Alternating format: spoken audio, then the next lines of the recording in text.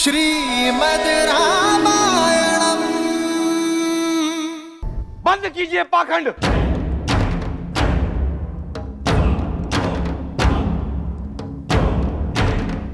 यह चुनाव अनैतिक है। शर्त धनुष पर प्रत्यंचा चढ़ाने की थी, उसे तोड़ने की नहीं।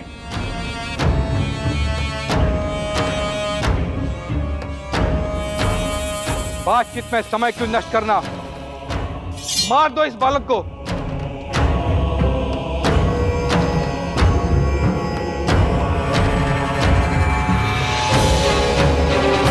और कर लो सीता का हरण। यदि जनक की सेना बीच में आई तो कर दो वध, क्योंकि कोई भी शिव धनुष अब मिथिला की रक्षा के लिए नहीं है। सावधान।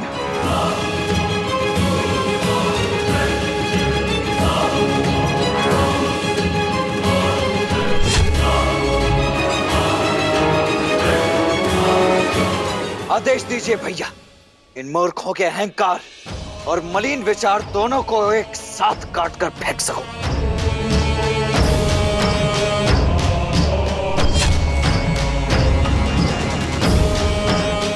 मेरे बाण तो कब से इन्हें चीरने के लिए आतुर हो रहे हैं। ये मनुष्य नहीं है, ये मनुष्यों के भेष में राक्षस है, राक्षस। आप बस आज्ञा दीजिए भैया। ये कामदेव जैसे दिखने वाला कोमल बालक कार्तिकी जैसे प्रचंड कैसे हो गया? लक्ष्मण,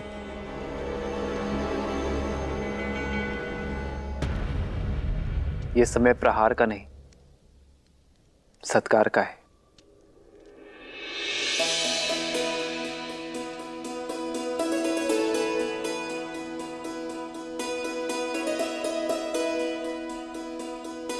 आप सब बड़े हैं हमसे। मेरे भाई की भूल को क्षमा करें और विवाह के लिए शुभाशीष दें।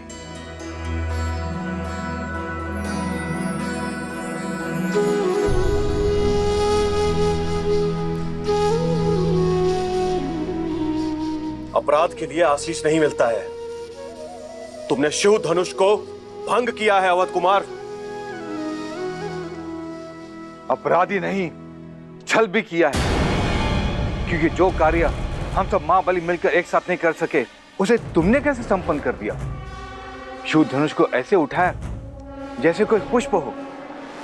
यह माया है। ये माया नहीं, आभार की छाया है।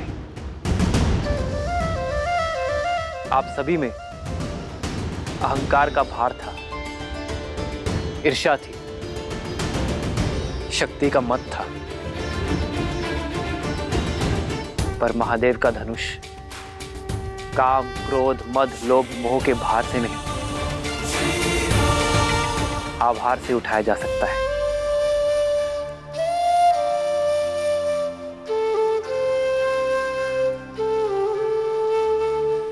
इसे आवेश से नहीं, आग्रह से उठाना था। महादेव के धनुष को उठाने का इससे अच्छा मार्ग कोई हो ही नहीं सकता।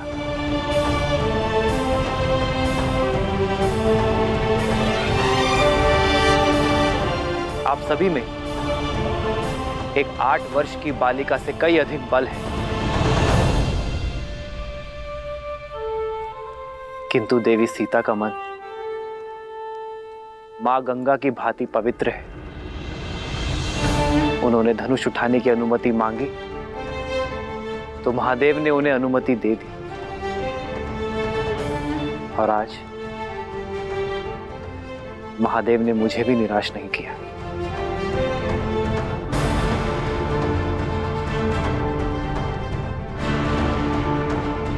शब्दों के बाढ़ अच्छे चला लेते हो राम। स्वयं को महादेव का सबसे प्रिय भक्त घोषित कर रहे हो,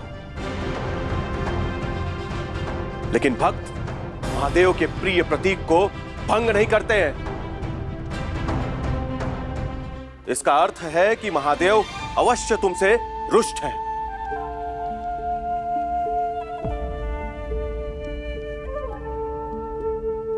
और हम उनका सम्मान उन्हें पुनः लौटाएंगे, तुम्हें मार के। फिर से कहना, फिर से कहना। शांत हो जाओ लक्ष्मण, शांत हो जाओ।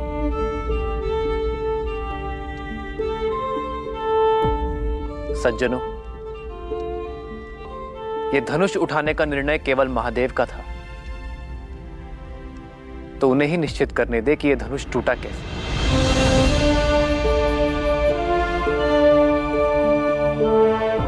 महादेव का दूसरा नाम उद्देश्य है। मैं तो केवल एक निमित्त हूं।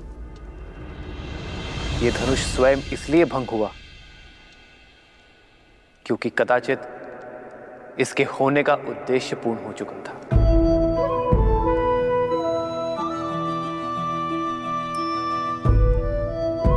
वाद विवाद नहीं, प्रतिशोध चाहिए हमें प्रतिशोध चाहिए। कैसा प्रतिशोध? आपकी हार का? कहां गया था आपका मान सम्मान जब आप महाधनुष उठाने का प्रयत्न कर रहे थे और विफल हुए?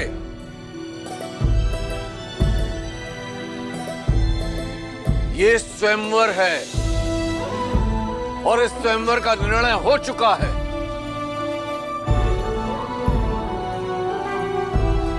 मेरी पुत्री ने अपना वर चुन लिया है।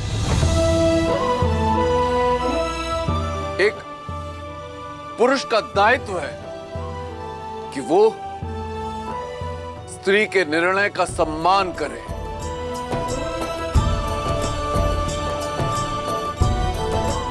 ना कि अपने अभिमान की अग्नि में उसके चैन की आहुति दे दे। ललकारो मत हमें जनक, हम मौन थे क्योंकि अब तुम्हारी रक्षा करने वाला शिव धनुष की ढाल भी अब भंग हो चुकी है। अब युद्ध की अग्नि में तुम्हें और तुम्हारी मिथिला को जलना होगा। और रही तुम्हारी ये सुंदर पुत्री, तो उसके भाग्य का निर्णय हम पर छोड़ दो।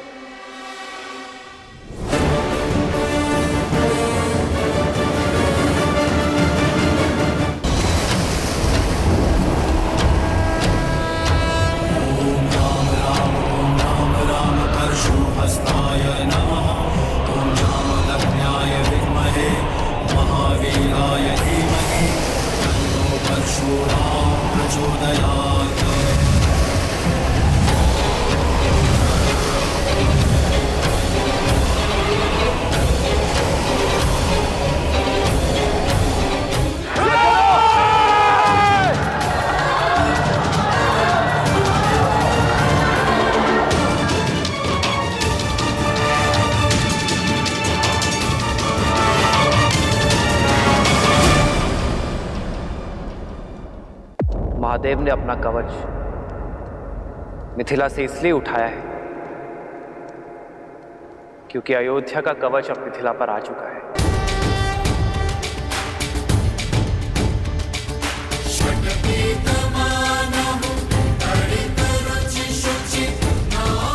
आप सब विवाह में आए इसलिए आपसे आशीष मांगा था, किंतु यदि आप युद्ध के लिए ललकार रहे हैं तो अयोध्या का प्रहार सहने के लिए सज्ज हो जाइए, क्योंकि महाराज दशरथ के पुत्र युद्ध भूमि से पीछे नहीं हटेंगे।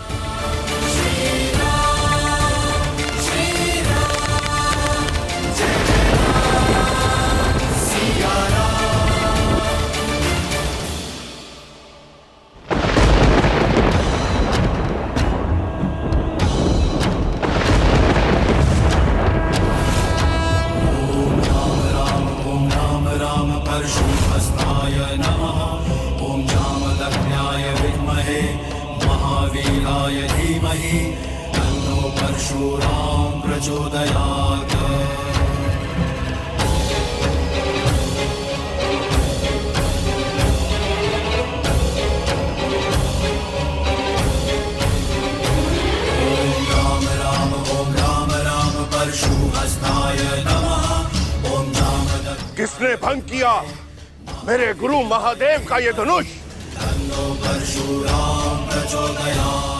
उस दुस्साहसी का नाश करने ये राम आया है।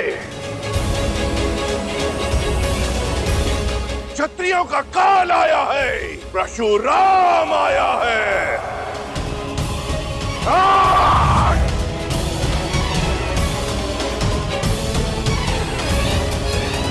किसने मेरे आराध्य के धनुष को भंग किया? उत्तर दो, अन्यथा इस सभा के साथ साथ मैं पूरी मिथिला को भस्म कर दूंगा।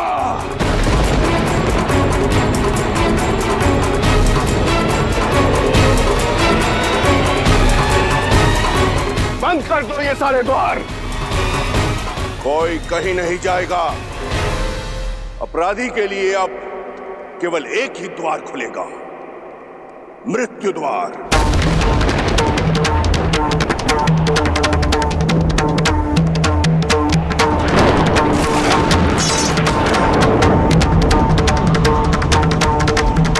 इक्कीस बार इस धरा को मैंने अभिमानी क्षत्रियों से विहीन किया है, 22वीं बार विनाश को निमंत्रण मत दो। बताओ किसने किया यह दुस्साहस? प्रभु छोड़ दीजिए, क्षमा कीजिए प्रभु, क्षमा कीजिए प्रभु। महादेव के अपराधी के नाम ना बताना भी मृत्यु प्राप्त करने के लिए पर्याप्त है। प्रभु परशुराम,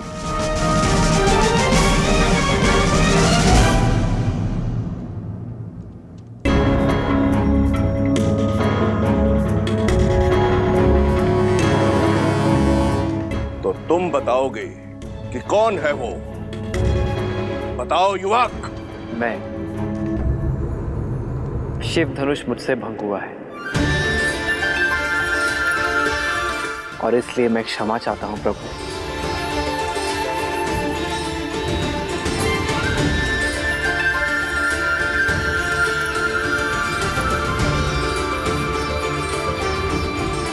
मत कीजिए क्षमा प्रभु, इसे क्षमा मत कीजिए।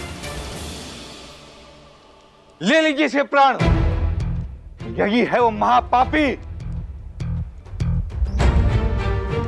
हाँ भगवान, यही वो दुस्साहसी है जिसने शिव धनुष को भंग किया है। गुरुदेव, हम तो इसको खुद दंडित करने जा रहे थे, उसी क्षण आप प्रकट हो गए और यह शुभ कार्य आप अपने हाथों से कीजिए गुरुदेव। प्राण हर लीजिए इसके। तुमने ये परशुधारी राम जिसका रक्षक है, वो महाधनुष तुमने तोड़ा।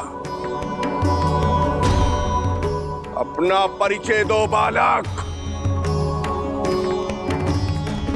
मैं भी राम, अयोध्यापति दशरथ का ज्येष्ठ पुत्र राम।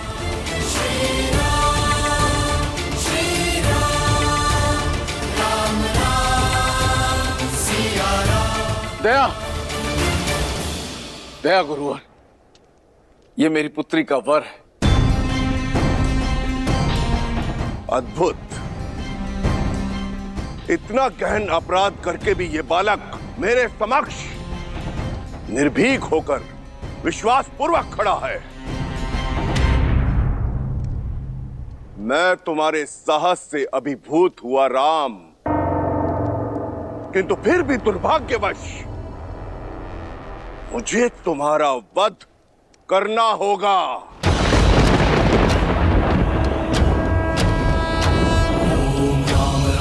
ओम राम परशुहस्ताय नमः।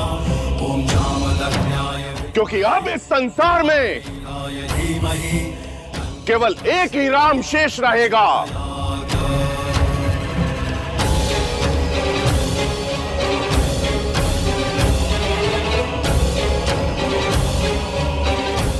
धनुष का रक्षक परशुराम या धनुष का भंजक राम।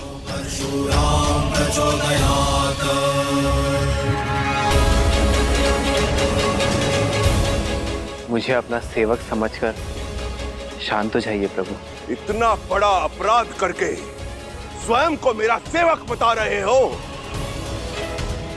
जनक, बताओ इस दृष्ट को कि कौन सा था वो धनुष। दीदी, यदि युद्ध छिड़ गया तो बहुत बड़ा अनर्थ हो जाएगा। यदि श्री राम ने भगवान परशुराम को मार दिया तो उन पे ब्रह्म हत्या का पाप चढ़ जाएगा। और यदि परशुराम जीत गए तो श्री राम को देखो उर्मिला, मुझे विश्वास है कि वो अपने धर्म की रक्षा के लिए कोई ना कोई उपाय निकाल लेंगे।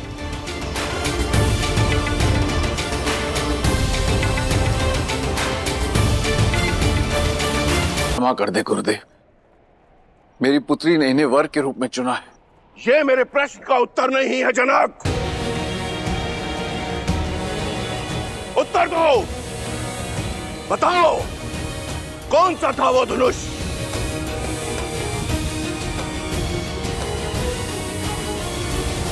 महादेव का पिनाक जो आपने मिथिला को सौंपा था। पर मेरी इस भेंट को, इस पवित्र धनुष को तुमने खिलौना बना दिया।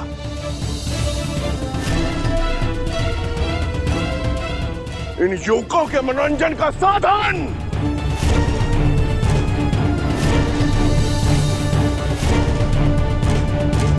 मेरी केवल इतनी ही मंशा थी गुरुवर, महादेव की ये सौगात मेरी पुत्री का सौभाग्य चुने। इसीलिए महाधनुष पर प्रत्यंचा चढ़ाने की शर्त रखी मैंने।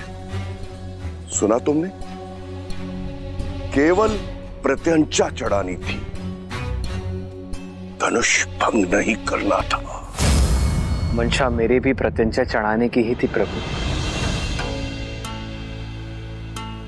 किंतु महादेव की मंशा इस धनुष को तोड़ने की थी। अच्छा, महादेव स्वयं क्यों चाहेंगे कि उनका धनुष भंग हो?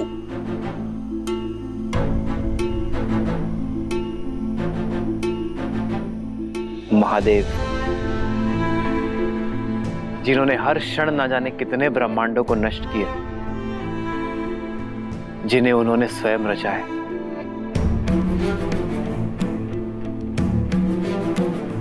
इस संसार में हर वस्तु, हर व्यक्ति का एक उद्देश्य होता है,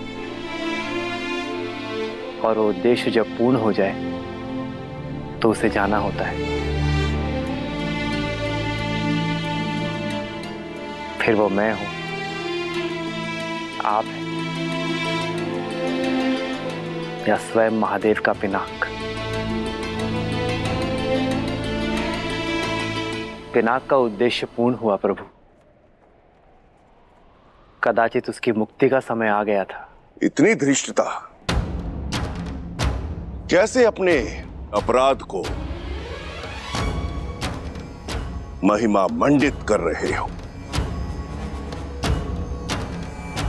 जैसे महादेव का धनुष सूखे पत्तों से बना था, जो तुम्हारे कोमल हाथ लगाते ही टूट गया। जितने उदंडी हो उतने ही अभिमानी भी।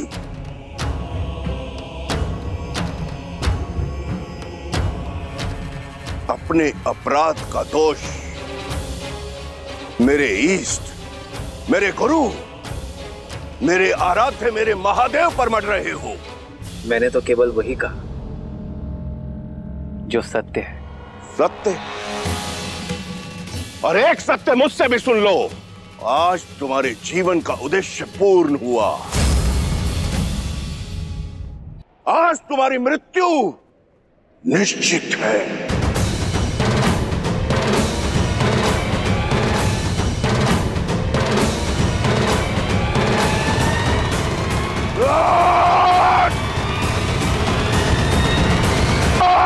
सावधान परशुपति, लक्ष्मण। नहीं भैया, कम से कम आज तो मुझे मत रोकिए। आपको चुनौती देने वाले इस अहंकारी को तो मैं नहीं छोड़ूंगा, फिर भले ही उसके पश्चात आप मुझे मृत्यु दंड ही क्यों ना दे दे।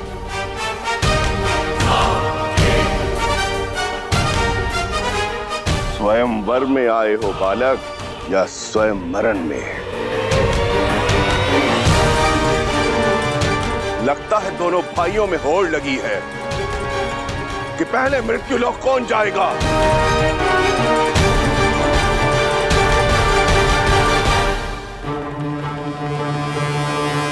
जानते नहीं हो कि किसके समक्ष शस्त्र लेकर खड़े हो। जानता हूं, भली भांति जानता हूं। इसी सभा में कम से कम 21 बार अपने मुख से अपनी ही महिमा मंडन कर चुके हैं आप। अब तो बच्चे बच्चे को कंठस्थ हो गया होगा। परशुधारी राम हैं आप, परशुराम, जिन्होंने 21 बार क्षत्रिय वंश का नाश किया, जिन्हें संसार भगवान विष्णु का अवतार भी मानता है और जो स्वयं महादेव के परम भक्त हैं। यही ना? या कुछ शेष रह गया है? यदि रह गया हो तो बता दीजिए। जहां इतनी बार सुन लिया, एक बार और सही, मैं सच जाऊं। बालक, मेरा परिचय जानकर भी मेरे प्रश्न की तार पर खड़े हो। आत्महत्या करने की इतनी शीघ्रता क्या है मूर्ख? मान लिया कि मैं मूर्ख हो सकता हूं, परंतु आप तो परम ज्ञानी हैं। फिर बालकों की भांति राई का पहाड़ क्यों बना रहे हैं? अरे पुराना धनुष था, टूट गया सो टूट गया, बस। महादेव भी ये बात जानते होंगे, तभी तो यहां रख छोड़ा धनुष।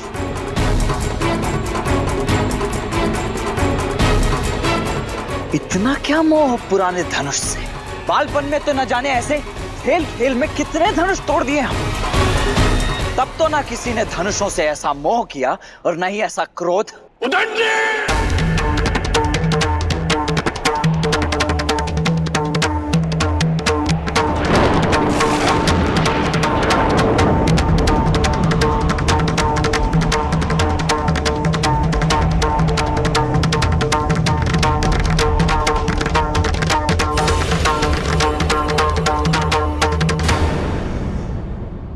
श्रीमद् रामायणम। क्या मोह पुराने धनुष से?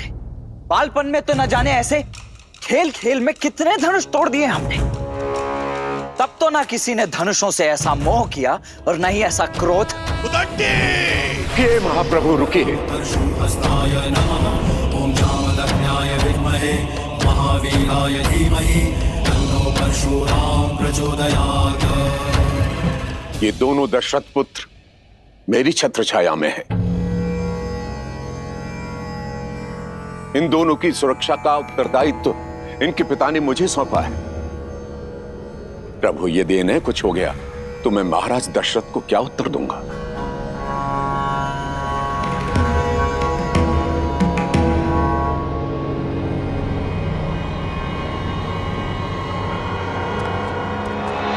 देख रहे हैं इस अभिमानी, इस उदंडी को विश्वामित्र कैसे मंद मंद मुस्कुरा रहा है, कैसे मेरा उपहास कर रहा है। ये जानता नहीं है उस परशुराम को जिसकी एक गर्जना से यह धरती कांप उठती है। सुनी है आपकी ऐसी आत्मा को कपा देने वाली अनेकों कथाएं सुनी है मैंने। भयभीत तो मैं कभी हुआ नहीं, परंतु प्रत्येक कथा का निष्कर्ष सदैव यही निकला कि इतना अनियंत्रित क्रोध, इतना अनैतिक अहंकार तो केवल एक राक्षस में हो सकता है। आश्चर्य है कि आप एक ऋषि हैं। जाइए महर्षि, मैं आपको केवल इसीलिए छोड़ रहा हूं क्योंकि ब्रह्म हत्या का पाप मुझे रघुवंश पर नहीं चाहिए।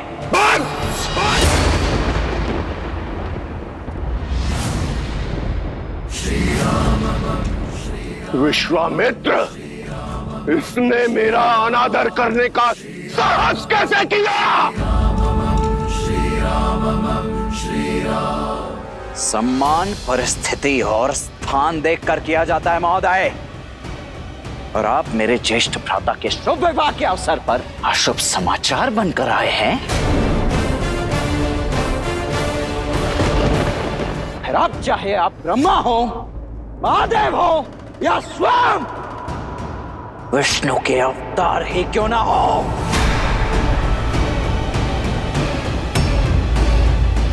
आपके समक्ष ये लक्ष्मण खड़ा है।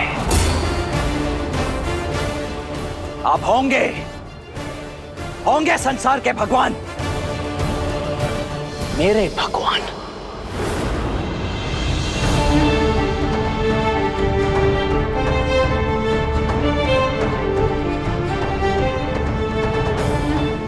मेरे भैया प्रभु श्री राम ही हैं। और यदि मेरे भगवान के ऊपर किसी ने शास्त्र उठाया, कवच ये लक्ष्मण होगा है। यदि किसी ने भी श्री राम की ओर एक भी अशुभ पग बढ़ाया, तो या तो उसके पग मेरे बाण रोकेंगे, या मैं स्वयं उसके बाणों की आहुति चढ़ जाऊंगा।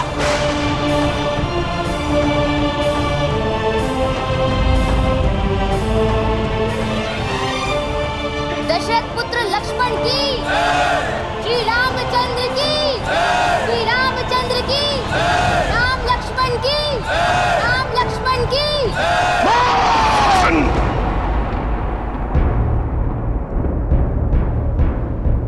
इसके पिता से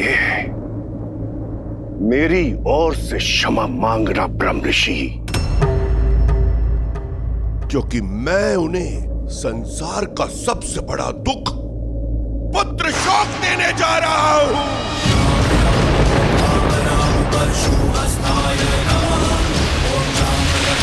विद्महे महावीराय धीमहि तन्नो परशुराम प्रचोदयात्।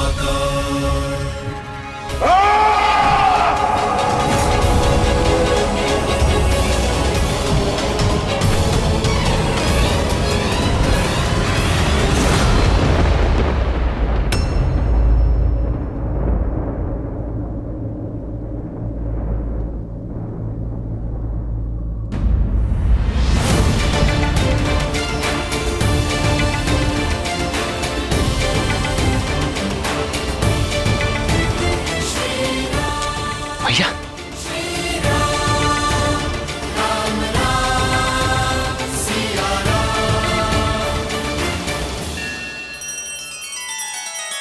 श्री रामचंद्र कृपालु भजु मन हरण भव भय दारुणम।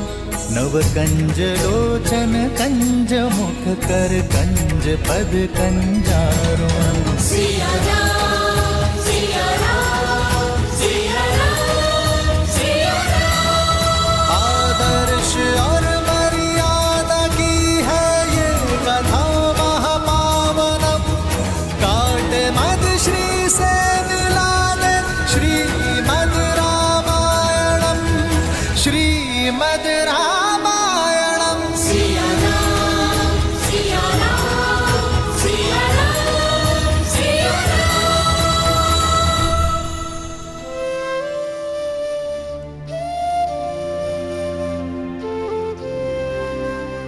मैं धनुष भंग होने का कारण आदर सहित स्पष्ट कर चुका हूं प्रभु, और विनय पूर्वक अपनी भाई की अज्ञानता के लिए क्षमा चाहता हूं। दया कीजिए प्रभु। जब मृत्यु सामने आई तो क्षमा याचना करने लगे। कदाचित तुम्हें स्मरण नहीं है राम, कि परशुराम की झोली में क्षमा नहीं है।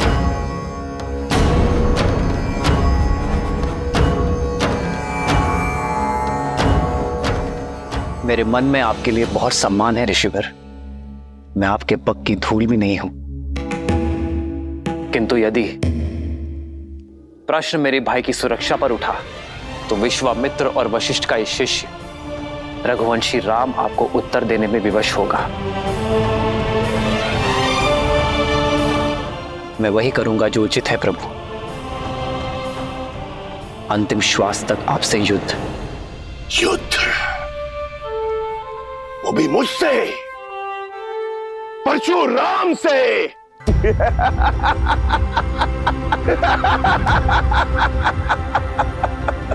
जिसने कार्तिवीर्य अर्जुन की 998 भुजाएं काटकर उसके सर को धड़ से अलग कर दिया, उस परशुराम से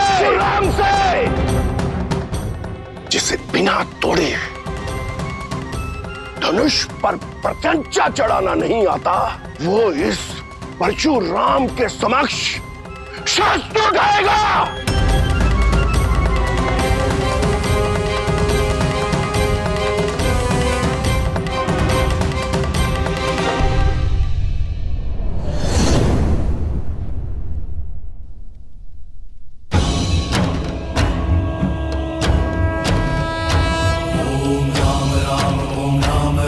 परशुहस्ताय नमः। ओम जामदग्न्याय विद्महे महावीराय धीमहि तन्नो परशुराम प्रचोदयात्।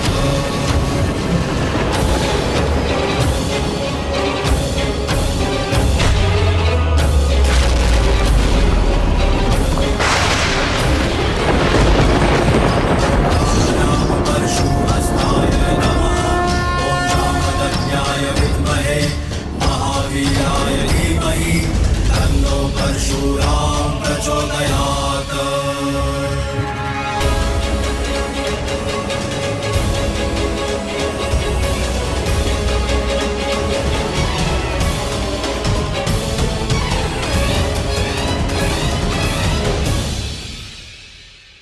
पिनाक को तोड़ने का मद रखने वाले बालक, ये श्री हरि नारायण का धनुष सारंग है। महादेव के धनुष को तो तुमने भूल से तोड़ दिया, अब इसे उठाओ और चढ़ाओ इस पर प्रत्यंचा।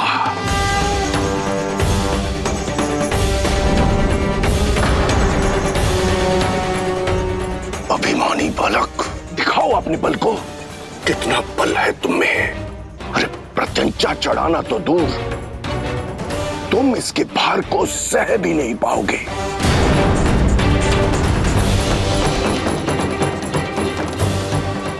अरे चढ़ाओ प्रत्यंचा, ताकि सब देखें कि अयोध्या का बल इसके भार के नीचे कैसे कुचला गया। जो आज्ञा ऋषिवर।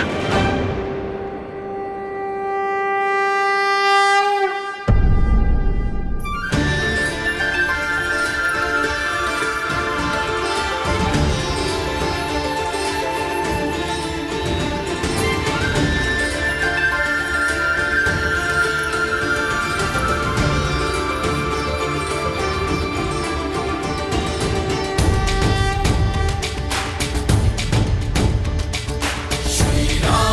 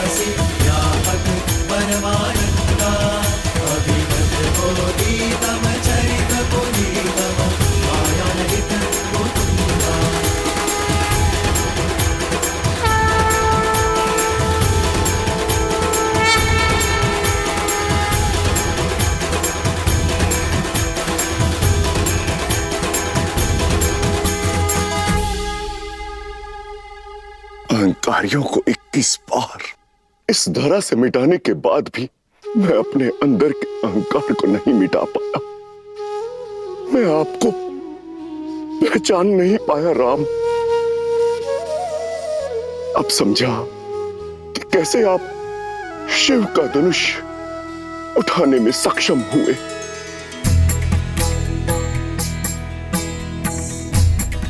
श्री रामचंद्र की जय। श्री रामचंद्र की जय, श्री रामचंद्र की जय, श्री रामचंद्र की जय, श्री रामचंद्र की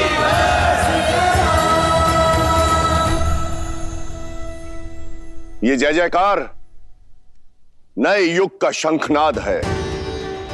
त्रेता युग में उगे नए सूर्य का। अनजाने में ही सही, परंतु सत्य कहा मैंने कि अब इस भूलोक में दो राम नहीं रह सकते। अब उस राम की आवश्यकता है जो हर रूप में संपूर्ण है। उस परशुराम की नहीं जो आवेश और क्रोध के कारण अपूर्ण है। भगवान परशुराम, वसंत के आने से ग्रीष्म का महत्व तो कम नहीं हो जाता, वैसे ही राम के आने से परशुराम का महत्व तो घट नहीं जाता। इस संसार को आज भी आपकी आवश्यकता है। चिरंजीवी बनके एक महागुरु के रूप में आपको युगों युगों तक रहना है। महान योद्धाओं को युद्ध की कला और योग का ज्ञान देना है। जो कुछ आपने महादेव से ग्रहण किया है उसे जनमानस को देना है, मानवता को देना है।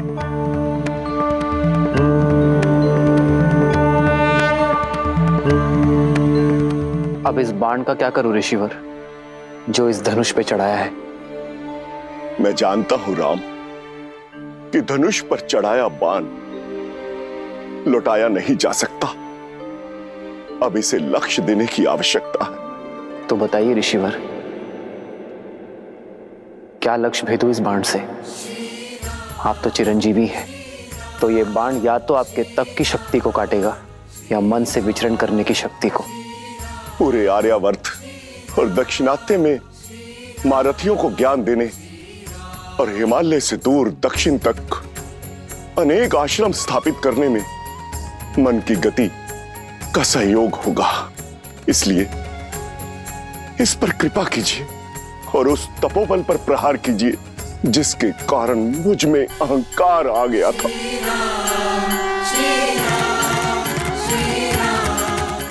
राम, इस बाण को पूर्व दिशा में छोड़िए ताकि मैं महेंद्र पर्वत पर जाकर पुनः तपस्या कर सकूं। समुद्र में डूबी वो भूमि पुनः प्राप्त कर सकूं जो वामन अवतार द्वारा असुर राजा महाबली को पाताल भेजते समय जल में समा गई थी। जाते जाते धर्म स्थापना और अधर्म के विनाश का दायित्व आपको सौंपकर मैं आपसे विदा लेता हूं राम, विदा लेता हूं। जो आज्ञा प्रभु।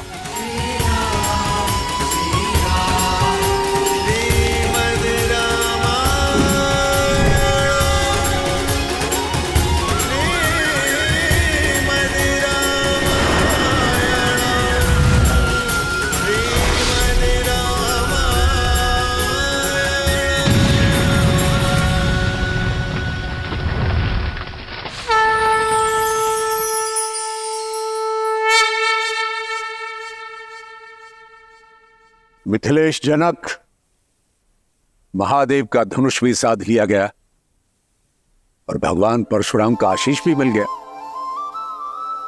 बस अब किस बात का विलंब? पूरे विधि विधान से विवाह की तैयारियां कीजिए।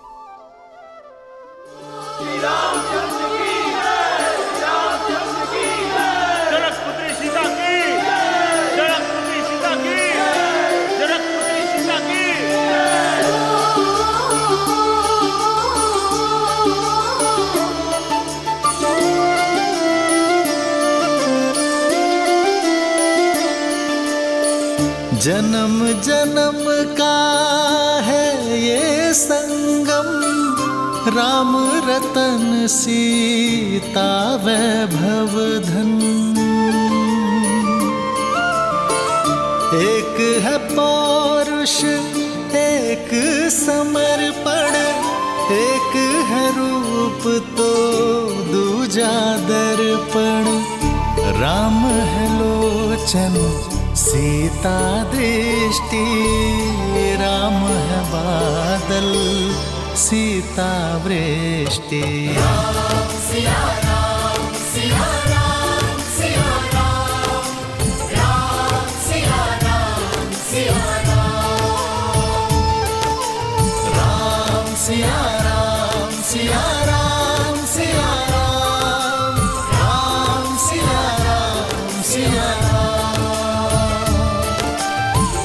सीता को रखते हृदय रघुराई, पूरण राम को करने आई।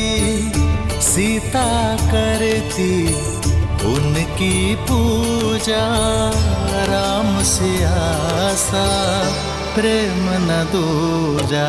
राम सिया राम सिया राम सिया राम, राम सिया राम सिया राम सिया राम सिया राम। मैं जनक नंदिनी सीता आपको अपने बार और स्वयं को आपकी अर्धांगिनी के रूप में स्वीकार करती हूँ।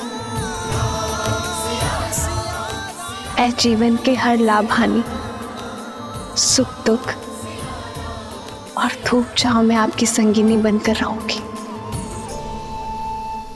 अब केवल मृत्यु ही मुझे आपसे अलग कर सकती है। जनक पुत्री सीता की, जनक पुत्री सीता की, जनक पुत्री सीता की, जनक पुत्री सीता की।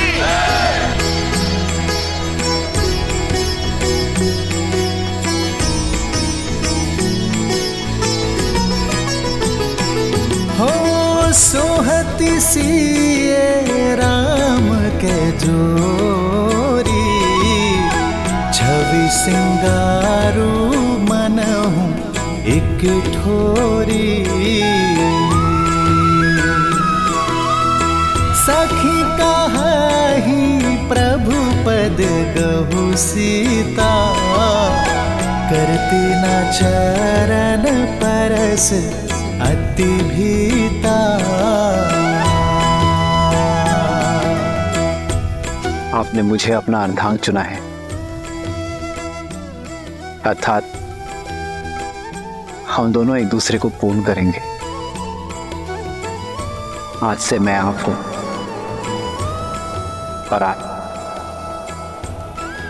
मैं, ना कोई छोटा ना कोई बड़ा, ना स्वामी ना सेवक। हर स्थान हर मान में हम दोनों समान होंगे।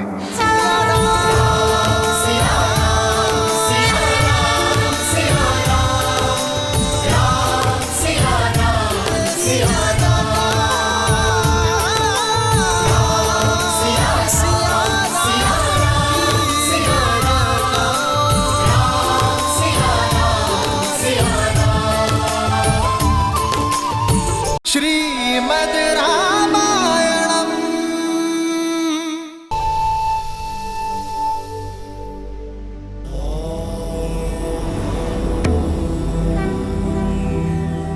देवी के मुख को देखकर प्रतीत होता है कि मन में कोई शंका है। शंका नहीं, उत्सुकता है महादेव।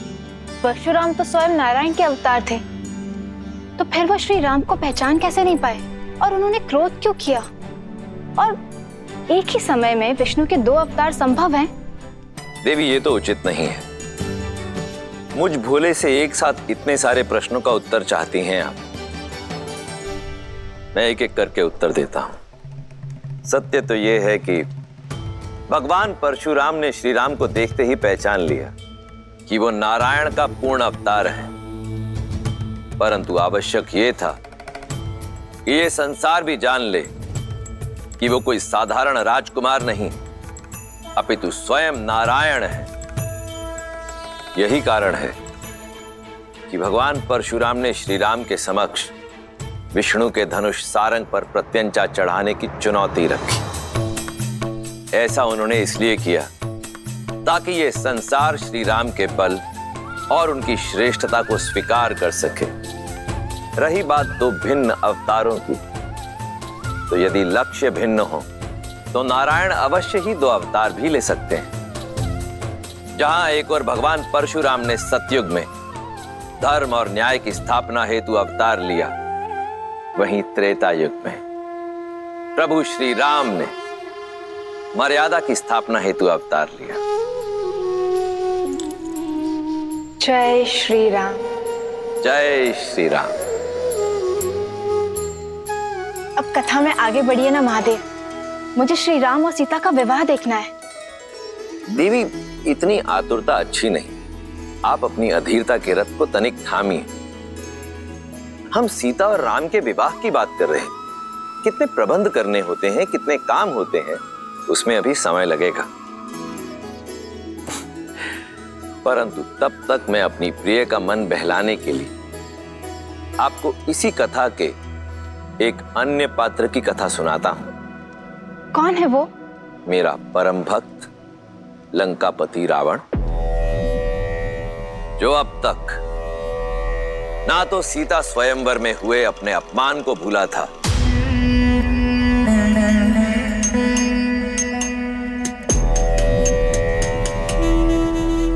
और ना ही भूला था देवी सीता के अप्रतिम सौंदर्य को।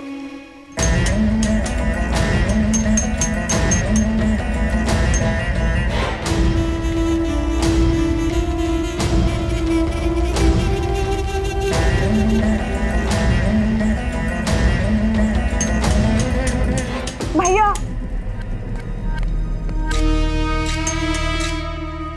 भैया वो विद्युत जीवा।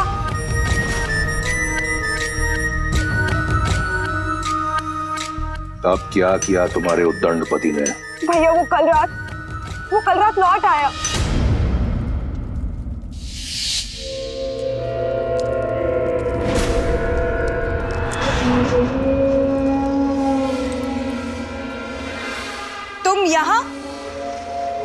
तुम यहाँ क्या कर रहे हो विद्युत जीवा? क्या एक पति को अपनी पत्नी, एक पिता को अपने पुत्र के पास होने का कोई अधिकार नहीं है?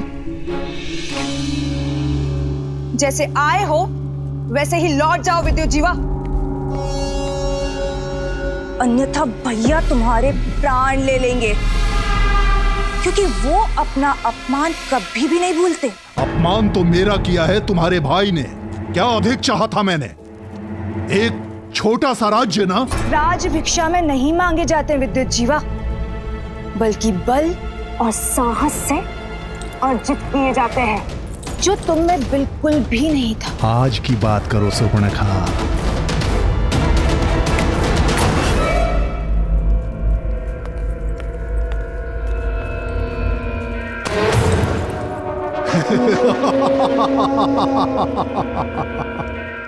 अब मैं वो दुर्बल विद्युत जीवा नहीं रहा। अब मेरे पास माया युद्ध का छल भी है और दैत्य काल के का बल भी।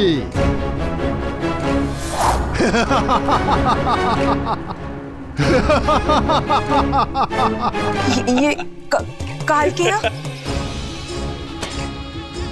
हाँ, काल के अस्त्र। मैं रावण से डरकर भागा नहीं था शूर्पणखा। मैं तो सज्ज हो रहा था उसका सामना करने के लिए। धरा से नीचे गहराई में पाताल और रसातल के मध्य एक नगर है, आसमानगढ़। मायावी नगर है वो, जो रक्षित है नीवट कवच दानवों द्वारा, जो माया युद्ध में प्रबल हैं। और अकेला नहीं हूं मैं। रावण के भय से छुपे आसमानगढ़ में मेरे संबंधी दैत्य काल के भी मेरे साथ हैं। कुछ नहीं कर पाएंगे तुम्हारे ये काल के, क्योंकि स्वयं काल मेरे महाशक्तिशाली भाई का दास है। महाशक्तिशाली? अरे तो कहां है सीता?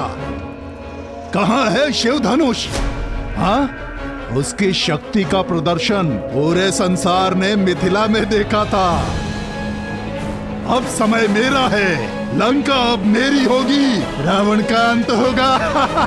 मूर्ख हो तुम, देव असुर यक्ष गंधर्व, कोई भी मेरे भाई को मार नहीं सकता। मार नहीं सकता तो बंदी बना लूंगा, पर रक्तपात से क्या लाभ है?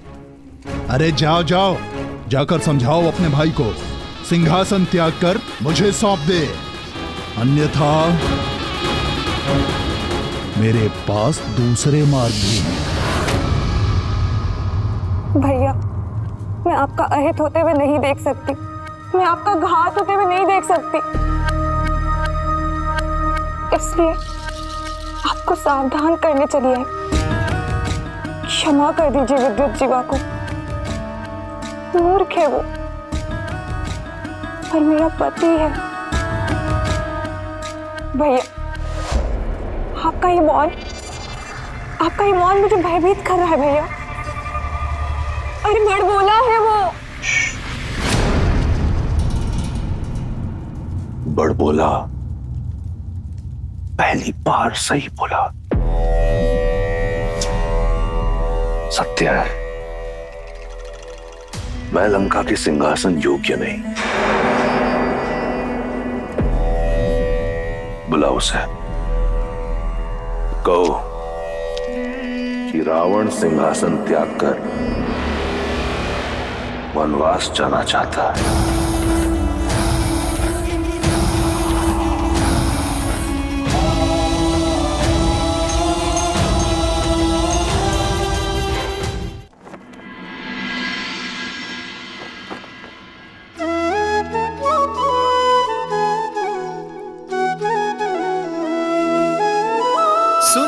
महिपति मुकुट मणि तुम सम धन्य न को, राम लखनु जिन्हके तनय विश्व विभूषण दो।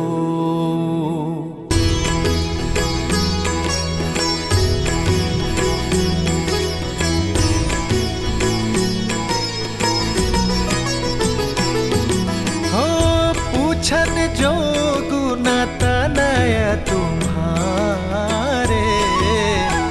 पुरुष सिंधति हूँ पुर उजियारे।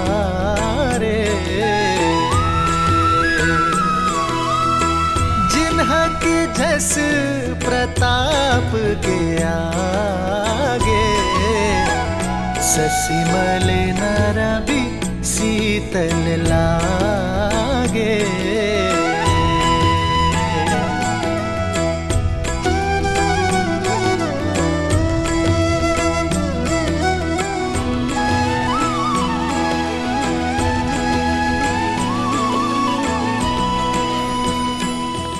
अयोध्या राज की जय हो। महाराज, मिथिला से आपके लिए संदेश है।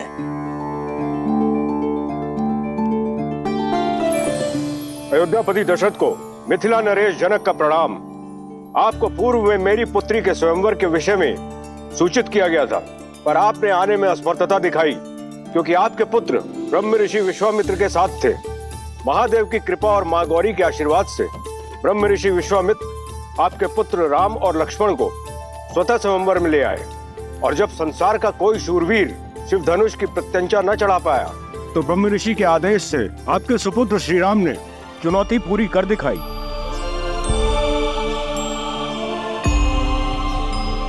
और कुमारी सीता को अयोध्या की वधू बनने का सौभाग्य दिया।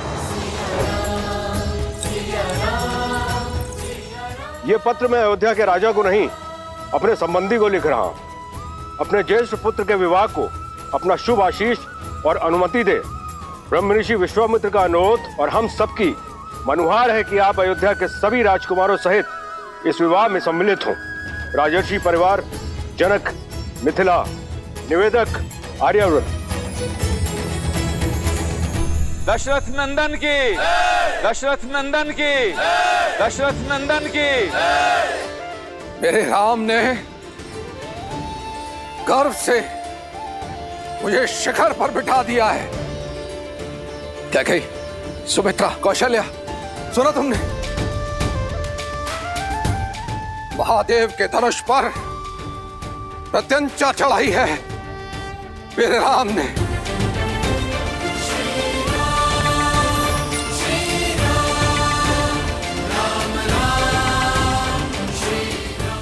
हमारे राम ने ये कार्य यदि कोई कर सकता था तो केवल हमारा राम।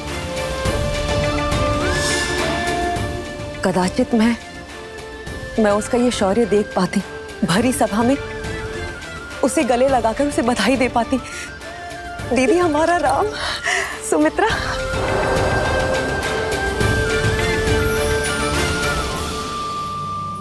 तो ऋषि जवाली, क्या कहती है अयोध्या की नीति? क्या एक पुत्र के विवाह के लिए राजा अपने राज्य को छोड़कर जा सकता है या नहीं? अति शीघ्र महाराज, परंतु उससे पहले एक शिष्टमंडल नवसंबंधियों के साथ उपहार समेत भेज देना चाहिए। तो उस शिष्टमंडल को तुरंत प्रस्थान करना चाहिए। जी। ब्राह्मणों और पुरोहितों के दल को मिथिला की ओर प्रस्थान करने के लिए कहें। राजा जनक को सूचित किया जाए कि समस्त अयोध्या अपने राम के विवाह की साक्षी बनने के लिए मिथिला आ रही है। समय व्यर्थ ना करें ऋषि जवाली, मेरे राम का विवाह है, विलंब ना हो। जैसी आपकी आज्ञा। महामंत्री सुमंत्र, अयोध्या के सभी रथों को सज्ज कीजिए और उन्हें उपहारों से लाद दीजिए। जो गया महाराज। देवी कौशल्या, नव विवाहितों के स्वागत के लिए अयोध्या को एक नव वधु की तरह सज्जित कर दीजिए। देवी सुमित्रा, भरत और शत्रुघ्न को संदेश भेजा जाए कि वो शीघ्र अतिशीघ्र मिथिला पहुंचे। कैकेयी, उत्सव की घड़ी आ गई है, सभी प्रबंधों को देखो, कोई कमी नहीं रहनी चाहिए। मैं गुरुदेव वशिष्ठ से मिलकर आता हूं। ये विवाह उन्हीं के आशीर्वाद से होगा। जी महाराज, मेरे राम का विवाह है, मेरे राम का।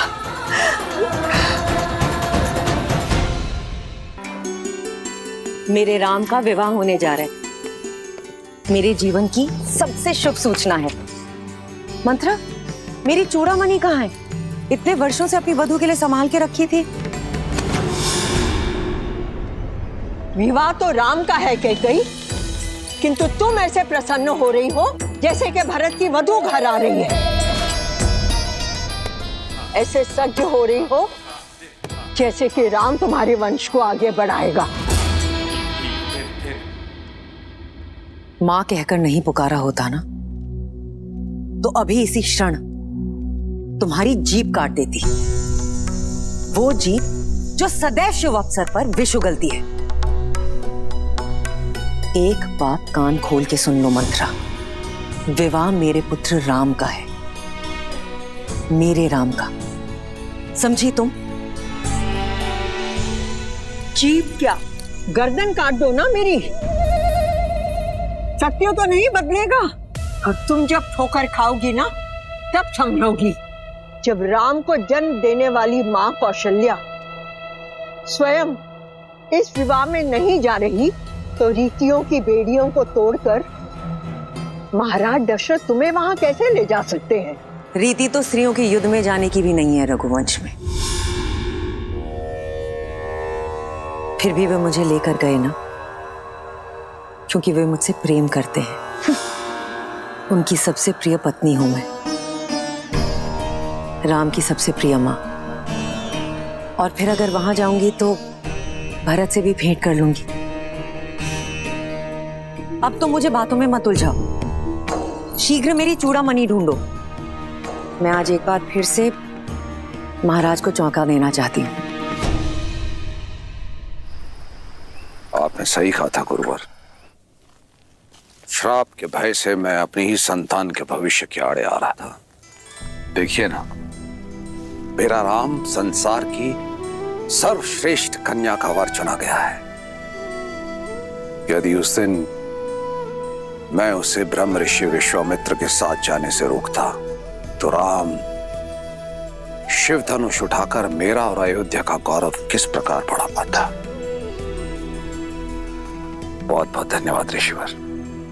धन्यवाद महादेव का, जिन्होंने राम और अयोध्या के साथ साथ हम सबको यह गौरव दिया। जो भूल करने से बच गए उस पर पछतावा करने से कोई लाभ नहीं पुत्र।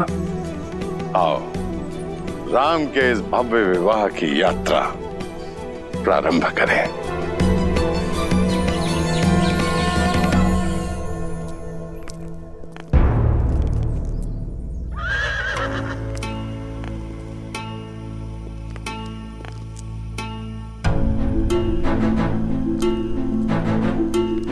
महाराज, इतना विलंब क्यों कर रहे हैं? शीघ्र चलिए, जनक वहां हमारी प्रतीक्षा में है।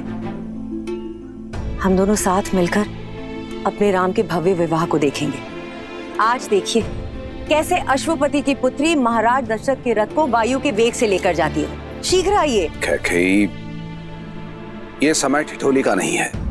मुझे विलंब हो रहा है, नीचे आओ।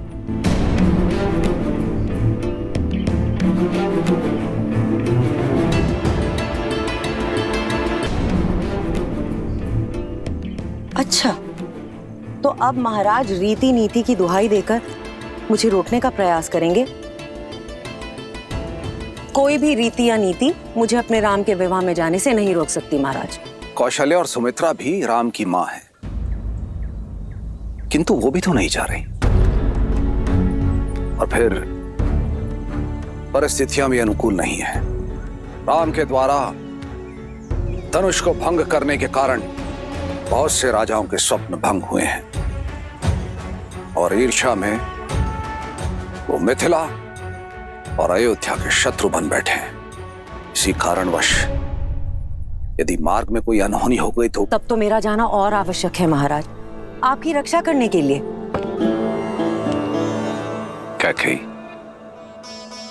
मैं अपनी नहीं अयोध्या की बात कर रहा हूं।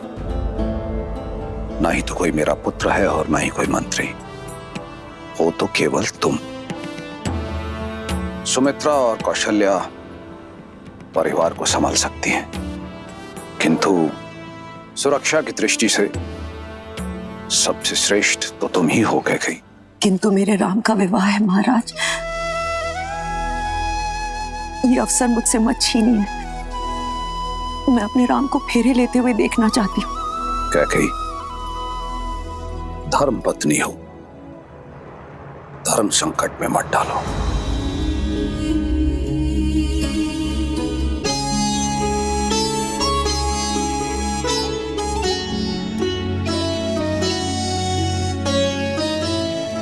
किंतु मैं तुम्हें इस प्रकार भावुक भी नहीं देख सकता।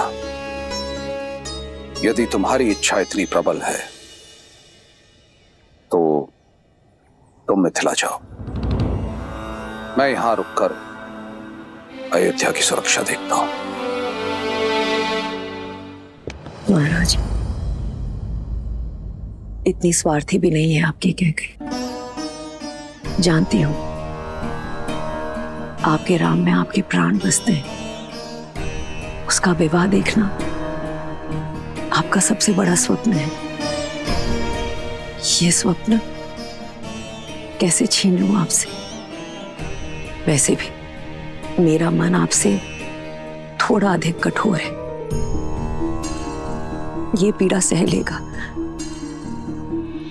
आप जाएं महाराज, अपने पुत्र के विवाह का आनंद उठाएं। अयोध्या की रक्षा करने के लिए आपकी कैकेयी है।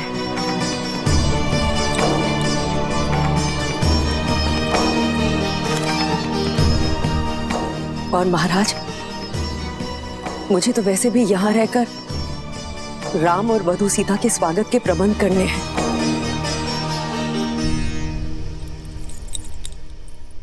ऐसे सजाऊंगी अयोध्या को कि इंद्रलोक की दमक और वैकुंठ की शोभा भी फीकी पड़ जाएगी। प्रिय कैकेयी, ये मेरा वचन है, अगली बार कोई बाधा नहीं होगी।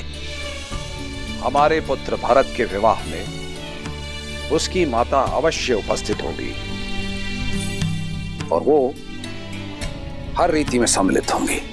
आप राम और सीता को मेरा प्रेम दीजिएगा। आप जाए महाराज, विदा।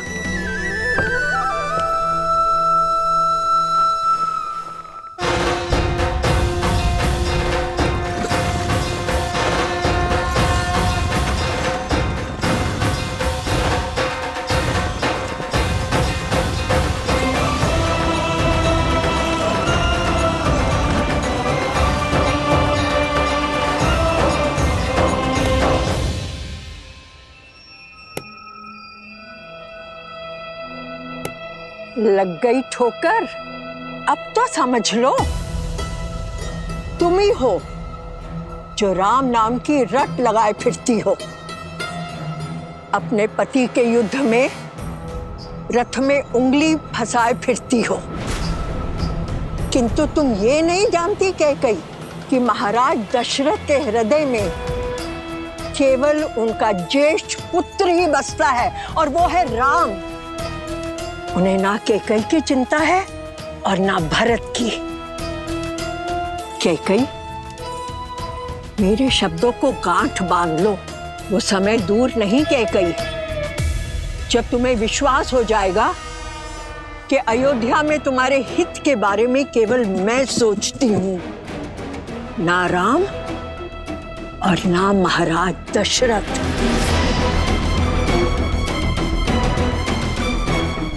तुम्हें मौन रहने का आदेश दिया था ना, तो मौन रहो। सभी कार्यकारियों को सभा में आने का आदेश दिया जाए। स्वागत के प्रबंध निश्चित करने हैं।